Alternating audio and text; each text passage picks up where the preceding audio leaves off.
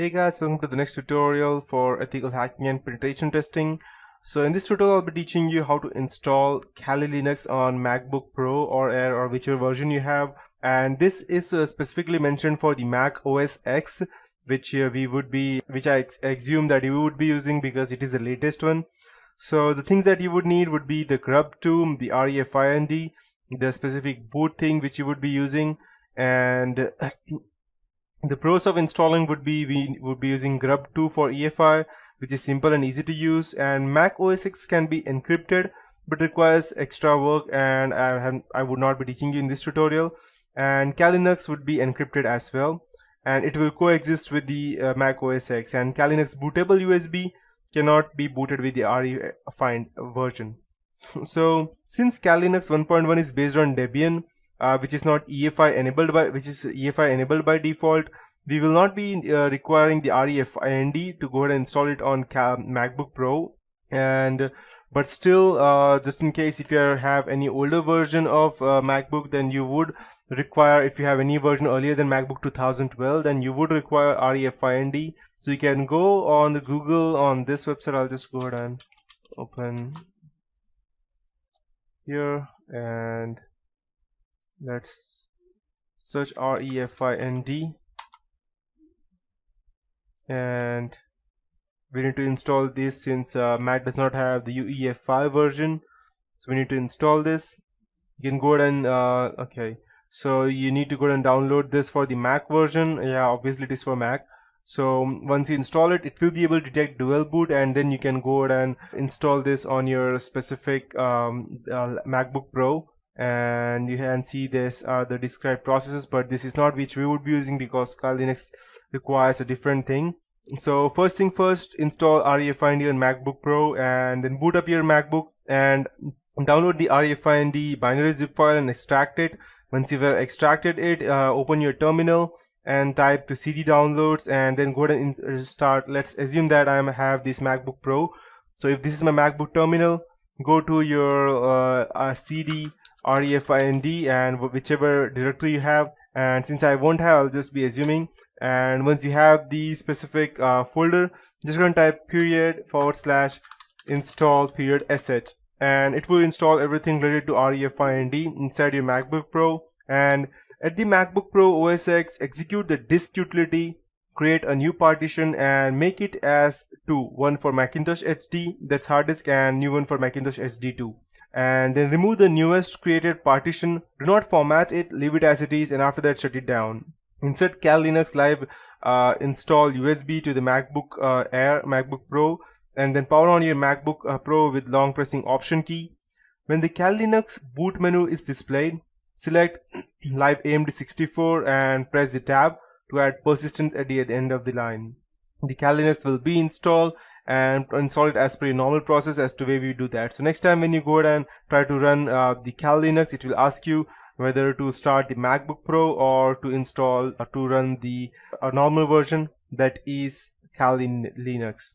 So once you have all of these things, the next thing that we need to do is to go ahead and install the live USB. And so before I proceed, let me explain to you what live USB is. I'll just go ahead and open the Kali Linux website, and I'll just type Kali live USB. So what this does is that you need to boot your computer or laptop, whatever it is, through your USB drive. You need to go ahead and make your USB drive bootable for your Kali Linux, and once you have that, you can straight away go ahead and connect it to your computer and run your Kali Linux even without installing it on your computer. So once you could do that, no matter what you do, you will not be there would be no trace of you getting caught, even if everything goes wrong or for any other thing. And just one more thing, if you go ahead and install the live USB, you won't be able to update that unless you go ahead and install the Kali Linux persistent. So, and you need to have the unit boot in order for it to go ahead and convert your Kali Linux inside a USB to make it bootable. Or you can use the Win32 disk imager, which let me show you.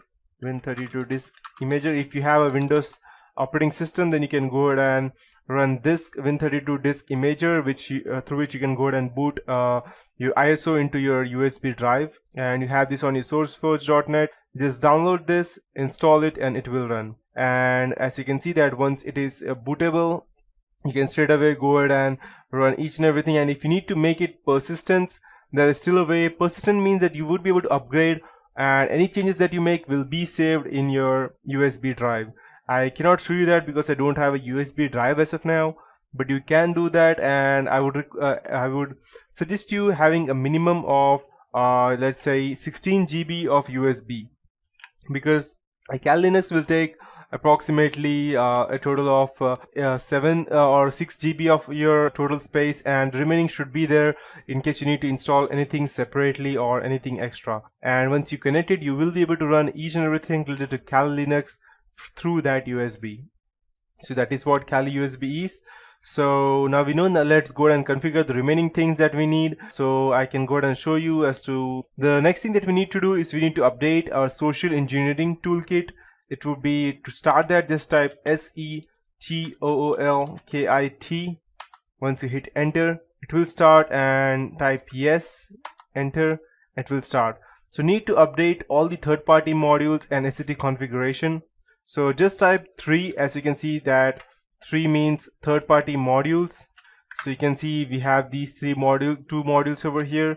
To update these things, go ahead and update the social engineering toolkit. That would be 4, and to go ahead and check all the updates and get itself the latest updates.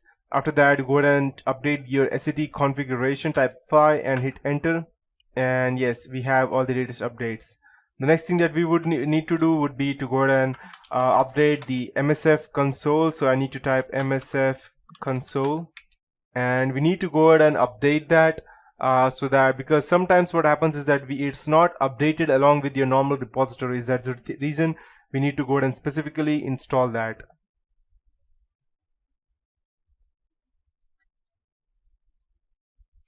So it's starting.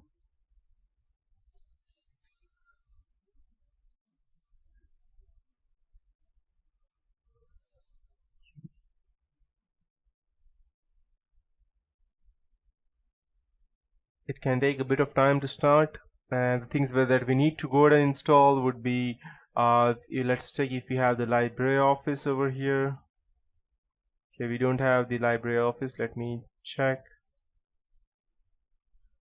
Okay, we don't have the LibreOffice, and as you can see that this is the Metasploit framework, which has 1389 exploits as of now, which are out of which 788 are auxiliary, and 356 payloads, out of which 37 are encoders. So to update this, which I will be teaching you later on, so first we need to update. So just type MSF update and hit enter, and you can go ahead and expect weekly updates on using this method, because you cannot find such kind of updates on a daily basis, or when you go ahead and type your normal aptitude get install, so, or aptitude get update. So this is one way of doing that. And along with this, we need to install the Java and the Adobe Flash as well.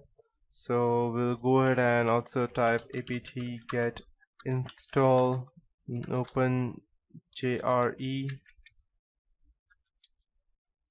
/sdk/ don't remember exactly, let's check. Okay, install Java Kali Linux and install Adobe Flash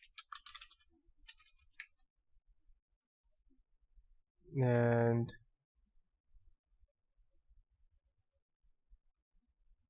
as you can see over here, we have different versions. You can go ahead and also download it manually, but I would suggest updating it through. Okay, we have start apt get install Flash, and yeah, Flash plugin non-free. Perfect, we have it. So I'll just, by the time I'll just install this, let's say if we have received any updates over here. Okay, we have updates, as you can see over here, so 235 MB of file, and I won't be going ahead and installing that right now because it would take a very long time. I'll update it in the background, I'll let you know. And as you can see that we have this version over here. Okay, so apt-get install.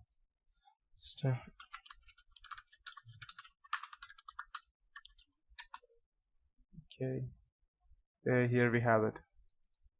I'll just copy that and paste it over here. apt-get install open jdk-7-jre, and yes, I need to install that. Yes.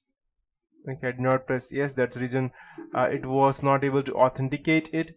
And after that, we can also go ahead and type apt-get install flash plugin -non free, and it will get installed again. So these are the few basic things that you need to remember to go ahead and configure these things. And once you have all of these things ready, updating these things, upgrading and installing these specific things, after that we can go ahead and start attacking your Windows 7. And just make sure that you have all the updates. If you don't, then you will lose one or more important things which you may not be able to run under your computer. So that is it for this tutorial.